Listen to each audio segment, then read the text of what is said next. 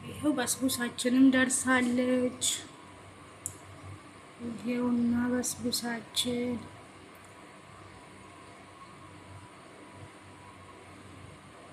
እንግዲህ እንደቱን ከፈለጋችሁ ደግሞ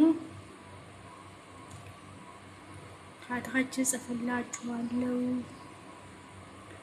ዌል እንግዲህ ይሄ አሁን በሁለት ሰሃን አይደል የጋገርኩት የጨመርኩት 2 ዮገርት 2 ካፕ ስሞሊና 1 ተኩል ኮኮናት ፓውደር 1 ካፕ ተኩል ማለት ነው።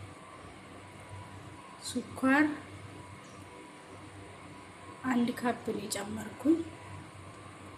ከዛ ትንሽዬ ቫኒላ፣ ትንሽዬ ሄል፣ ዛፍራን፣ 1 ካፕ ወተት፣ 1 የሾርባ ማንኪያ ቤኪንግ ፓውደር፣ 1 ካፕ ኖርማል ዱቄት። በቃ ዘይት በትንሽዬ ሩብ ምትሆን ዘይት፣ ብዙ ዘይት ስለማይወድ ይሄ ዘይት መብዛት አያስፈልገውም። ምክንያቱም ዘይት ይተፋል። ዘይት ከበዛበት እንትኑ ምንድነው ዱቄቱ ሸርከት ያለ ስለሆነ ዘይት አይመጥም። ስለዚህ ዘይት ትንሽዬ ሩብ 1/3 ማለት ነው። ዘይት 1/3 ይበቃል።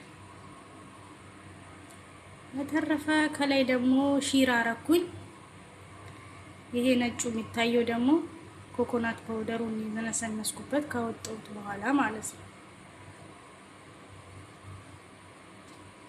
ፒስታቾ ምናምን ማድረግ ይቻላል። ፓውደሩን ስትጋግሩ ውስጡ መጨመር ይቻላል። ፒስታቾ ድፍኑን ማለት ነው።